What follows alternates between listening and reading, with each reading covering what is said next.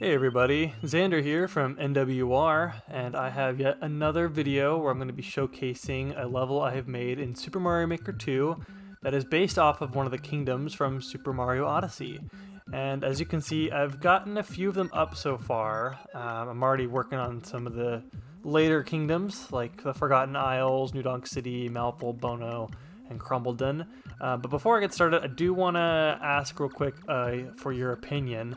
I'm thinking about nixing the Cloud Kingdom or merging it with the Ruined Kingdom, Crumbledon, but I haven't really figured out what I want to do with that, or if I just want to nix it completely, because it is kind of a difficult kingdom to make an actual level out of, since it is just a boss arena. So let me know what you think about that, and I'll let you know what I do. But today's episode is going to focus on Tostarena, the Sand Kingdom.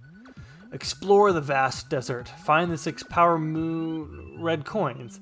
Why is it cold? So as you know, this is based off of the Sand Kingdom from Super Mario Odyssey. And rather than play through the whole level like I did the Cap Kingdom and Fossil Falls, I'm going to just play it in the Maker. That way, in case I die, I don't have to start over and waste everyone's time. So as you can see, this is Tostarena. This is, you know what, I'll just start playing it so that there's no spoilers. Let's get an authentic experience here. And yes, I've been playing this to that recently. It's pretty fun. So this is the Odyssey, obviously. It's gotten a little bit bigger. And it's got its nice mast now. You can actually go inside of it too. And it's got souvenirs like the Top Hat Tower and the inverted pyramid. And on the top right is dry bones and some greenery, which I guess is my best attempt at trying to come up with something for the Cascade Kingdom. I'm probably going to be making this room bigger as I fill it with more souvenirs. And Boo is going to represent Cappy. And so yeah, this is Tostarena. It is pretty awesome how cool it translated. It's probably been my favorite one to make so far. I just think it looks so neat, and it kind of captures exactly what I was hoping that some of these levels would translate. Like these potted plants right here look identical to the ones that are in Super Mario Odyssey, and the fact that these blue skulls look like the Tostarenans, the little Day of the Dead guys, that are very cute. They just look perfect, and you can go inside of one of their houses here. And this is kind of like the Crazy Cap store. I didn't really rely on the yellow and purple as much, but it is neat how this orange, this green, this blue, and this purple all kind of fit the Tostarena town aesthetic. And of course, dry bones kind of represent our citizens of this place, because they are also made of skeleton bones. And this is my power line here. And I can play on top of the roofs. It's kind of fun. This level, it's not vertical, but it has just as much stuff to do up in the sky as it does down below. And of course, these look just like the citizens of the town. I put stars in their eyes to represent the Day of the Dead, and they've got that icy face that's blue. You can go over here. And I apologize if you can hear my controller clicking. I'm trying to not be too loud, but beats the Joy-Cons. So this is the inverted gate. I don't think it has an official name. It probably does. I'll put it on screen if I can find it. But that's just outside of the town I've got over here. I don't need that. I will say one thing that I have, well, actually a few things I've nixed. I am surprised at how much I was able to fit in this level. I really did get quite a bit of the stuff, the content that's in the Sand Kingdom. But there are a few things I did have to nix. One being the Jaxies, which I'm very sad about, but I never had an opportunity to put them in just because of real estate in the level. There wasn't enough room for them, and honestly, if I were to do it, I kind of wanted the car from 3D World, but that doesn't really exist in this one. So the poor Jaxies, they did get the cut. And then the other thing that ended up getting the cut was shoot, I don't even remember what it was. You know what, if I think of it, wow, that was an amazing save. If I think of it, I'll let you know. But yeah, this is pretty much the very vast desert. I tried my best to capture as much as the bigness of the level. It's very exploratory based. It's not just a linear experience. I want you to be able to go around and see what there is to do. And I've caught most of the red coins already. All 4 of them are hiding in the desert, and then 2 of them are hiding in some harder to reach areas. But once we've got all 6, we're going to open up this door, and then we will be done with the level. So if you played Super Mario Odyssey, you know that you can go into the inverted pyramid, or after you've completed that mission in Super Mario Odyssey, the pyramid raises up into the sky, and then you can go down below it. But for now, we're actually going to go inside of it, and then I kind of made it a choose-your-own-adventure kind of situation here. You can go inside of the pyramid first, or you can go underneath of it. That was kind of one of the biggest problems I had making the level. I didn't really know how to direct the player. I wanted it to be a fun and exploratory level, just like how the Sand Kingdom is. But I also didn't want. I wanted there to be a way to like make sure everyone went somewhere. So I put the checkpoint flag there as an incentive. But also the, I don't know, what is this thing called? The one-way gate to make sure players know, like, hey, that is a one-way ticket. But as you know, I like to hide secrets for people who are a little more ambitious in their treasure hunting.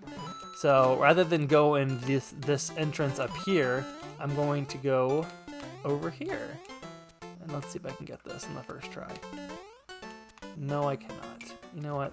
I'm just going to sneak my way up there, because I was having problems with that earlier. Usually when I get up there, I'm small. But yeah, this is my little secret room.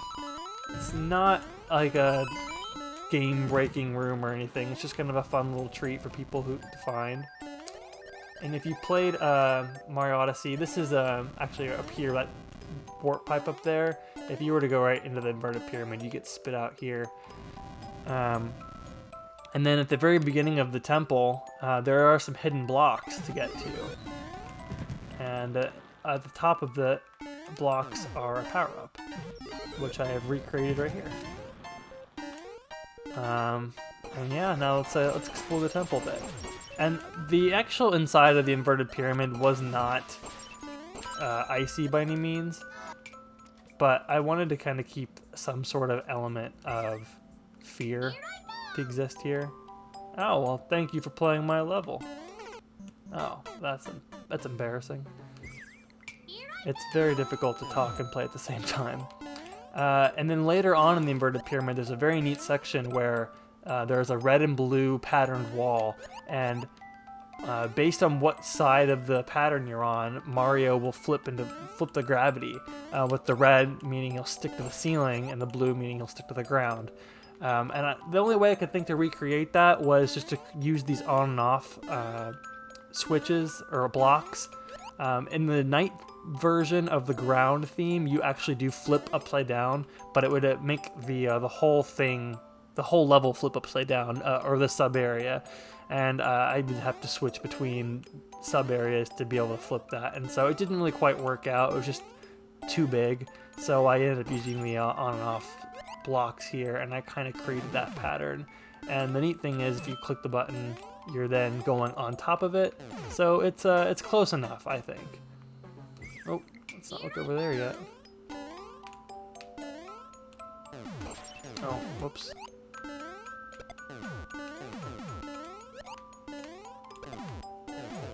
All right. So yeah, again, not upside down, but I think that the icicles, even though they're the inside of the pyramid's not very cold, it's a fun challenge for sure. And Casey from NWR actually found an exploit. He pressed the on button at the very beginning of the level where the Odyssey was, and so when he came in here, these blue blocks were already placed, and then he just ran and jumped up here and missed a bunch of them. Well, I think he died right away. I think one of the icicles got him. Sorry, I just bumped the table. But when he reset, he ended up perfectly fine and still played the level normally. But I didn't really think about that. There is an exploit right here, so don't do that. And then once you get to the top, you appear on the outside of the pyramid. And there's a bunch of Goombas and coins. Very fun. And if you've played the game, you know at the very top of the pyramid is one of the Brutals, who I, of course, had to recreate in a 8-bit pixel form of some sort. And this specific Brutal is Harriet, who is able to fly, kind of. Whenever you hit her, she goes inside of her UFO hat and flies up in the air. And then she also throws these spiky ball things at you. So I put cannons on her model. Got the coin. And now we are back down at the bottom, back in Tostarena. And of course, at this point, we're going to go underneath the pyramid now.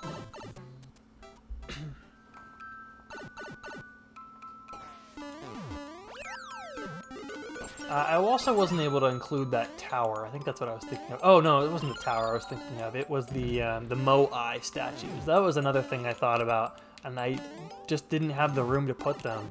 The level was getting too cramped. And I could have put them in and just thrown them in on the side, but the platforming would probably have had to take a back seat. And I was afraid the level would get really boring. And then, of course, in the underground area, there are a lot of Goombas, especially one that's like stacked up. And I thought it would be fun if I used the icicle as an actual tool this time to help you get past them. And then to get to the next part of the level, you have to capture bullet bills. But for this one, I just had you bounce on top of them. And then this is the binding band, or the wedding ring, from Super Mario Odyssey. Bowser kidnaps it, and then... or kidnaps. You can't kidnap a wedding ring. He steals it. And then he gives it to Peach. And then spoilers for the game if you haven't played it. This is the boss of the Sand Kingdom. Not a thwomp. It is a bodhisattva type bust of this giant head. It's got like a lot of Middle Eastern influences, maybe even some Aztec inspirations. But he's got these awesome giant earrings and a nose ring. So rings are kind of his thing, and so the wedding ring apparently is his precious item. And he's really mad that Bowser has stolen it and is making it very cold now. So in the game, the context is that Mario beats him up and he kills him, even though he did nothing wrong. I don't know. It's Mario. I guess there can't be that big of a story. And one thing I wish I would have done, this would have been really easy. I wish I would have included just a few ice blocks right here or somewhere in the desert to kind of show you the top of the boss. I think his name is Knuckletech. That big Aztec-looking bust. I wish I would have included the top of it, because in the game you can actually see part of his head sticking out of the ground, and there's a power moon in it, and you wonder, what is that? How do I get in there? And then later on, it's revealed that that's actually the boss, which is really, really cool. So now I've shown you where all the power moon red coins are at. Rather than hunt them all down, I'm going to drop myself a little key here, so I can just get past the end of the level. I guess one other thing I didn't really touch on, this right here, it's my very minimalistic tower. There is a tower that Glydon is on, and it's one of the first missions that you do in Super Mario Odyssey Sand Kingdom. There's like it's like a big cylinder, and there's a 2D section that kind of wraps around it. Again, real estate was just really big here, and I wasn't able to really flesh it out, so it ended up just becoming a background piece. But that's okay.